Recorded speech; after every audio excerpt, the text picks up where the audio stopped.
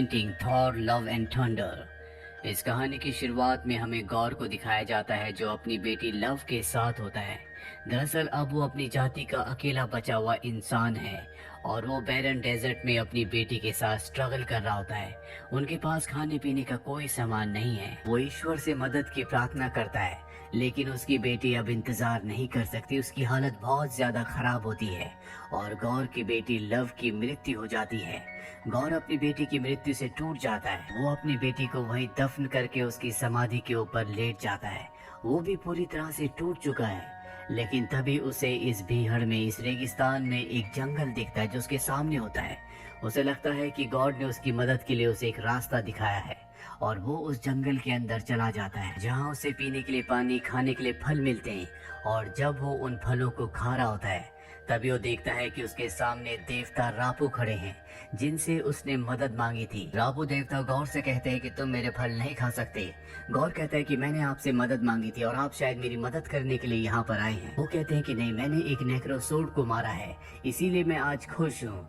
लेकिन यहाँ पर गौर बहुत दुखी होता है क्योंकि उसकी बेटी अब इस दुनिया में नहीं रही। वो देवता रापू से कहता है कि हमारी पूरी की पूरी जाति खत्म हो चुकी है।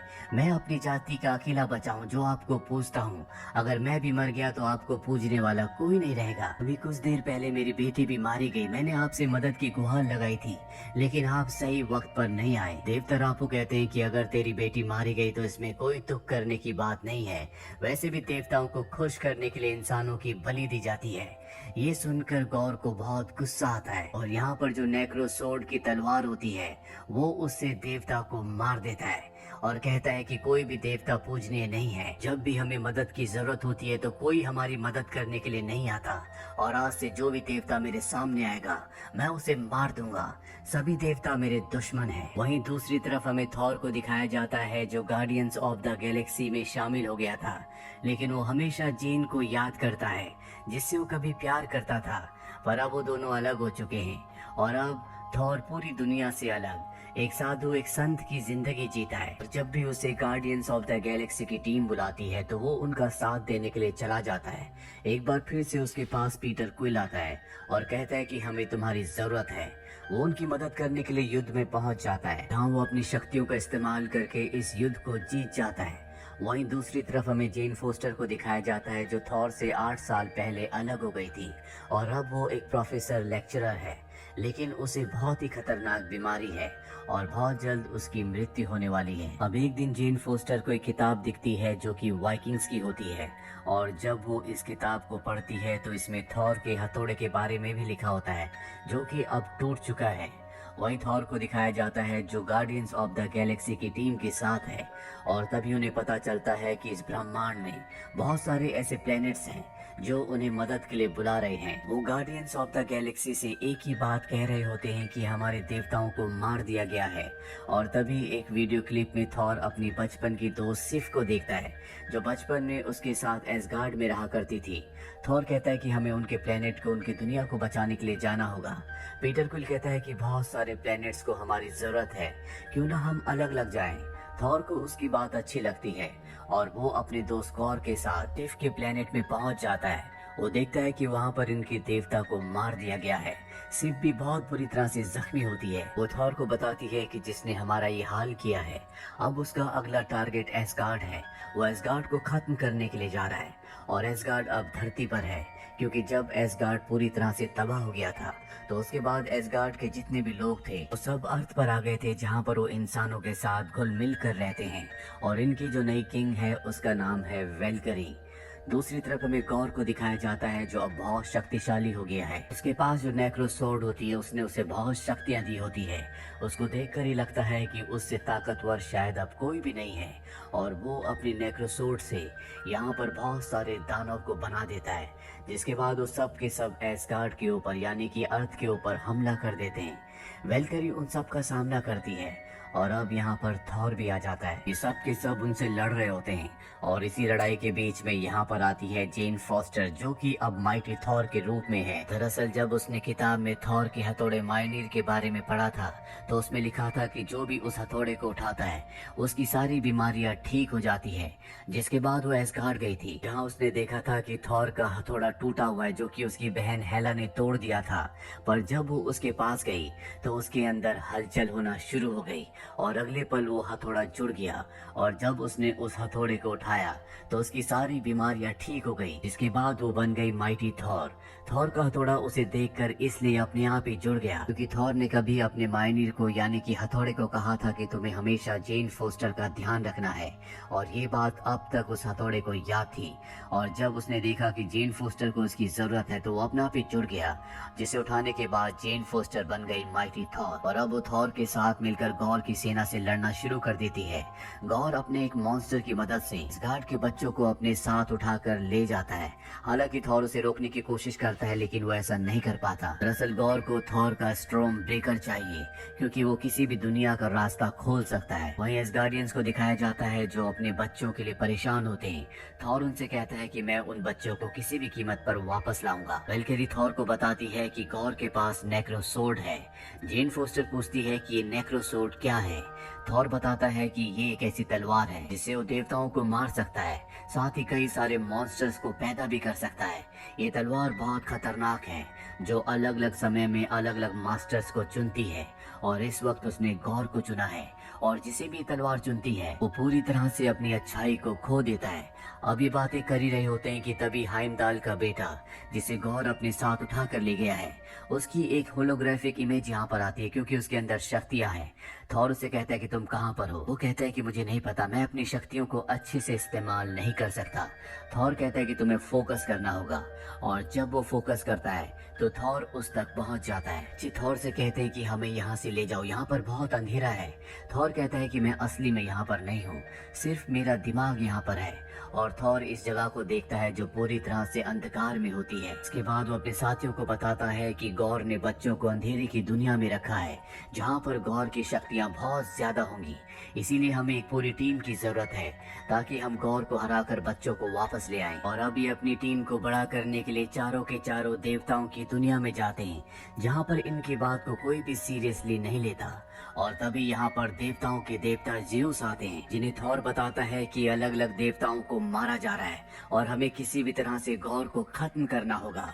पर ज़्यूस उसकी मदद करने से मना कर देते हैं। इसके बाद इन्हें समझ में आ जाता है कि इन्हें किसी भी तरह से ज़्यूस के हथियार, जिसे थंडरबोल्ट कहा जाता है, जिसके अंदर असीम शक्तियां हैं, उसे हासिल करना होगा, तभी ये गौर को हरा सकते हैं। जिसके बाद ये सब के सब थंडरबोल्ट को हासिल करने के लिए देवताओं से लड़ना शुरू कर देते हैं और ज़्यूस को गुस्सा आ जाता है। ज़्यूस अपने सबसे खतरनाक हथियार थंडरबोल्ट से गौर की बॉडी को चकनाचूर कर देते हैं। इसके बाद वो थॉर के ऊपर भी हमला करते हैं, लेकिन थॉर खुद भी एक देवता है, इसीलिए वो उनके हथियार थंडरबोल्ट को पकड़ लेता है और वापस ज़्यूस पर हमला करता है, जिससे ज़्यूस जख्मी हो जाते हैं। और अब ये सब के सब थंडरबोल्ट को लेकर यहाँ से निकल जाते हैं और उस प्लेनेट तक पहुँच जाते हैं जहाँ पर कॉर्ग है, जो पूरी तरह से अंधेरे में डूबा हुआ है। ये पूरे प्लेनेट पर बच्चों को ढूंढने की कोशिश करते हैं, लेकिन इन्हें बच्चे कहीं भी नहीं मिलते।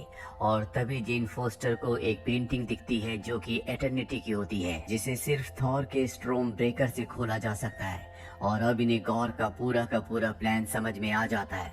वो थॉर के स्ट्रोम ब्रेकर को हासिल करना चाहता है ताकि वो इटर्निटी के दरवाजे को खोल सके। इसीलिए गौर ने इन सब को यहाँ पर जाल बिछाकर बुलाया है क्योंकि ये उसकी अंधेरों की दुनिया है।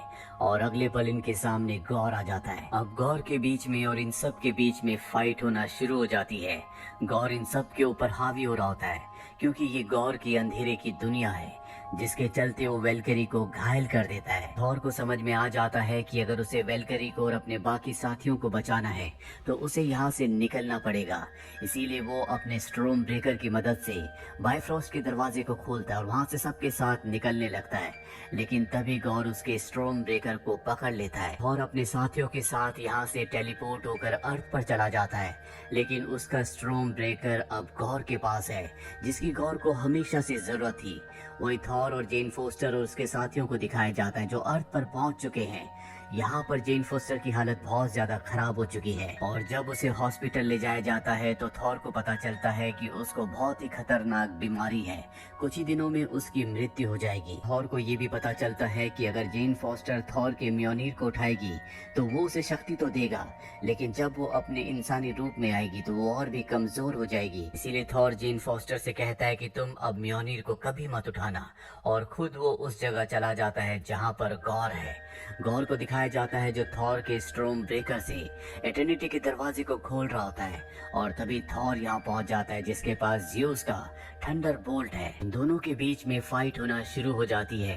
वहीं थॉर का जो स्ट्रोम ब्रेकर होता है वो एटर्निटी के दरवाजे को खोल रहा होता है, और एक बार अगर दरवाजा खुल गया तो गौर जो चाहे वो मांग सकता है, और गौर सभी देवताओं का सर्वनाश मांगेगा। इसीलिए थॉर किसी भी कीमत पर उसे रोकना चाहता है, पर गौर ने अपनी तलवार से यहाँ पर अब बहुत सारे डीमंस को पैदा कर दिया है। इसीलिए थॉर अपनी सारी शक्तियाँ उन सभी बच्चों को भी दे देता है जो यहाँ पर होते हैं, और बच्चे भी डीमंस के ऊपर हमला कर देते हैं क्योंकि उनके अंदर अब थॉर की शक्तियाँ हैं। थॉर को दिखाया जाता है जो गौर से लड़ रहा होता है, पर गौर उससे भी ज्यादा शक्तिशाली है, इसीलिए थॉर पर पूरी तरह से हावी हो रहा होता है। और तभी यहाँ पर आ जाती है जेन फॉस्टर जो कि माइटी थॉर है। उसने एक बार फिर से म्योनीर को उठा लिया है। वो म्योनीर के एक ही वार से गौर की तलवार को चकनाचूर कर देती है, और जब थॉर देखता है कि यहाँ पर जेन फॉस्टर ने एक बार फिर से म्योनीर को उठा लिया है तो उसे दुख होता है, क्योंकि वो जानता है कि जब भी वो अपने इंसानी रूप में दोबारा आएगी तो उसकी मृत्यु हो जाएगी। थॉर जेन फॉस्टर से कहता है कि तुम चिंता मत करो, मैं तुम्हें कुछ नहीं होने दूंगा। और अब एटर्निटी का दरवाजा खुल चुका है जिसके अंदर गौर जा चुका है, और उसके सामने अब एटर्निटी है जिनसे वो विश मांगने वाला होता है कि सभी देवता मारे जाए। पर तभी थॉर वहां पर आ जाता है और वो गौर से कहता है भले तुम सभी देवताओं को मार दो, लेकिन फिर भी तुम्हें शांति नहीं मिलेगी। शांति सिर्फ प्यार में है, यानी कि लव में। और जबकि मैं मरने वाला हूँ क्योंकि मैं एक देवता हूँ, तो मैं अपनी जिंदगी के आखिरी पल अपने प्यार अपने लव के साथ बिताना चाहता हूँ, यानी कि जेन फॉस्टर के साथ।